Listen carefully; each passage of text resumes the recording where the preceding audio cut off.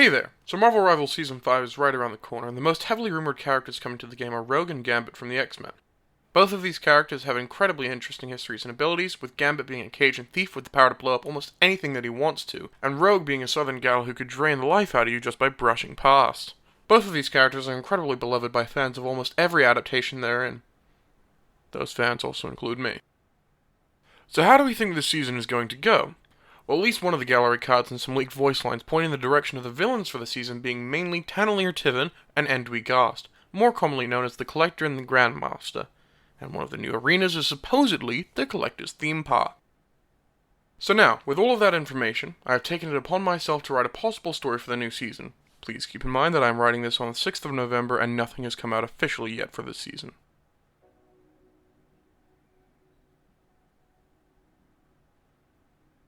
We open on the Guardians taking off with Psylocke and Jeff to go and destroy the theme park that Psy, Jeff, and Mantis had been trapped in at the beginning of the time stream entanglement.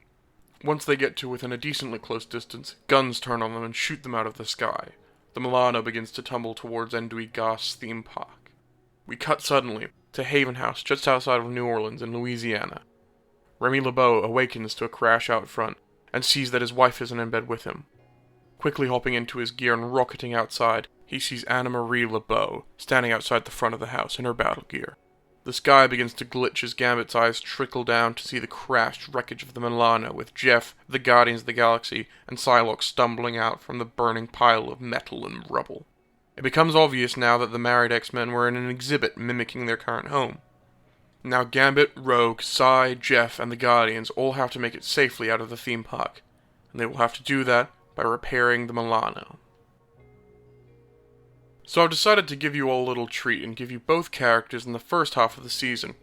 But won't the second half of the season be boring without a new character, you ask? And to that I say, hold your horses because I have something special for you.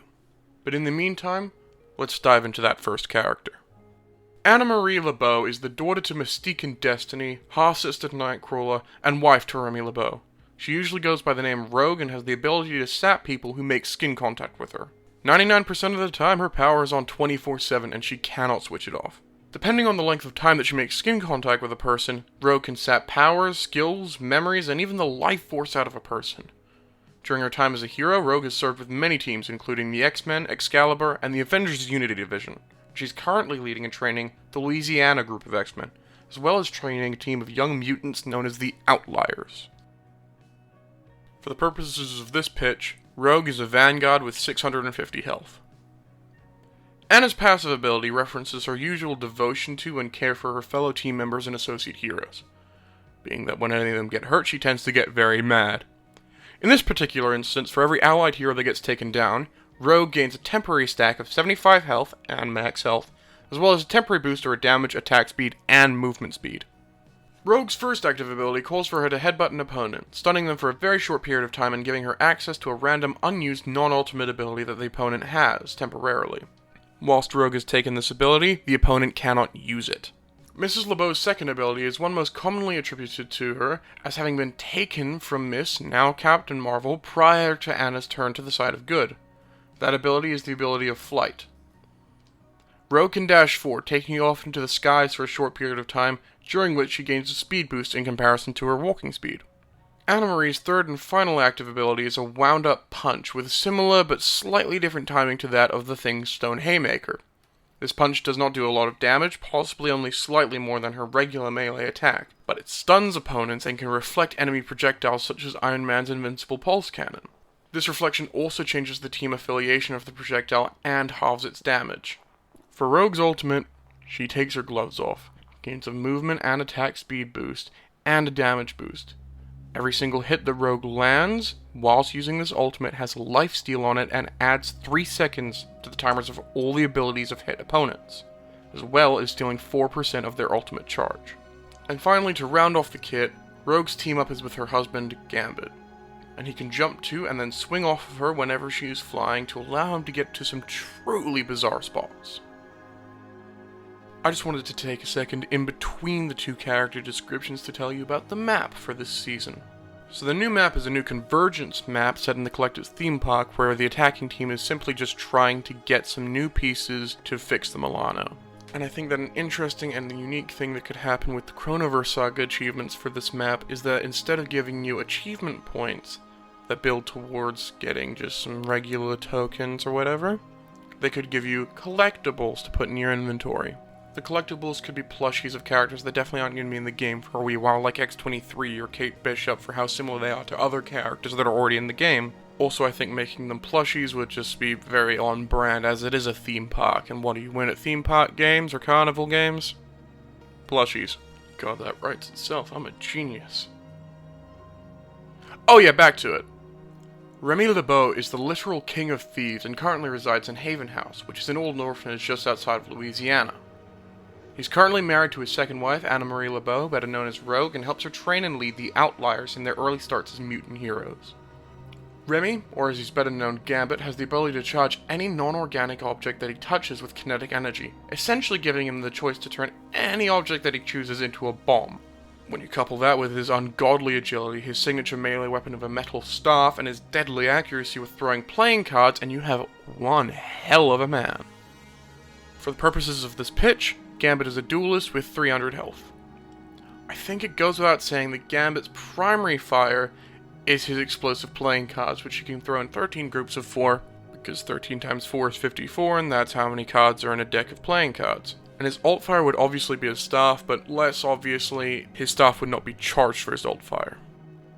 The King of Thieves' passive ability makes every sound that he makes silent to all of his enemies, barring his ultimate voice line.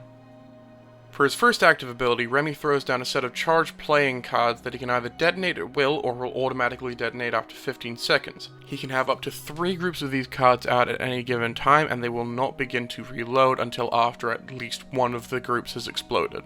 Gambit's second ability lets him charge up his staff and slam it into the ground to launch himself upwards and damage nearby enemies.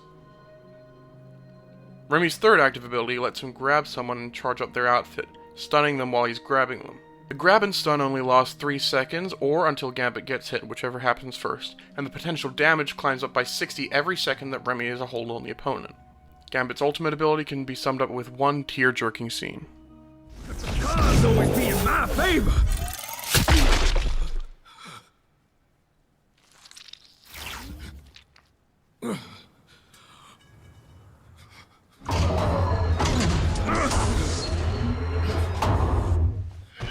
Mutant intruder neutralized. The name's Gambit, mon ami.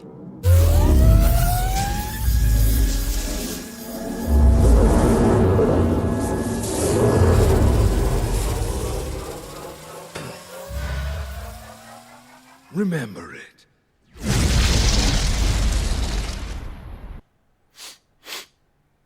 I'm not crying. You, I have... Back to it.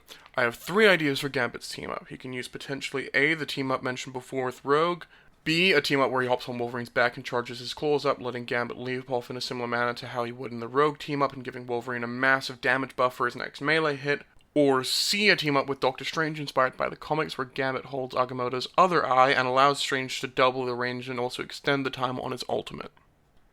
Alright, with all of that said and done, I believe that is all of the content for Season 5. Oh wait, that's just the first half. The Milano might be working again, but someone took it for a prize in his collection. That person would be no other than another Master of the Universe known as either Tanelier Tivan to his business associates and close personal friends, or the Collector to the general public. Now devoid of his ship, the Guardians, Mutants, and Jeff all hijack a Ferris wheel run by Jackson Wheel and use it to launch themselves off towards the Collector's collection. Upon yet another crash landing, Jeff startles awake due to a familiar and friendly smell, the first person to ever treat him like an actual sentient being. And she's locked up on display in the Collector's collection! Jeff quickly scurries over and unlocks Gwendolyn Poole from her cage. She turns around and squeezes Jeff tighter than she's ever hugged him, and seeing the rest of the team knows exactly what to do. "You want to cause some chaos and steal back your ship in the confusion?" Gwen asks. "I know just the right guy!" She grabs her weaponry and gear and runs around the corner. The team hears the sounds of breaking glass, followed by the sultry tones of Neil Patrick Harris. "Who's ready for this game to get a bajillion more downloads?" Alright, so the first character is obviously Gwenpool, and I'm going to save the actual name drop of the final character until we get to him, but yeah, I felt that this would be fun due to this season falling on the 1-year anniversary of the game's full public release. Gwendolyn Poole comes from a universe that is nearly identical to ours. In her world, she's a massive comic book nerd and knows almost everything that there is to know about the Marvel Universe of 616. Apart from the other hero that's in this half of the season. She has made it a point to say that she doesn't get their comic style of humor. Gwen got essentially isekai'd into 616, and immediately she knew two things. Number one, not being published is equal to death. Number two, she doesn't have any superpowers, money, or training.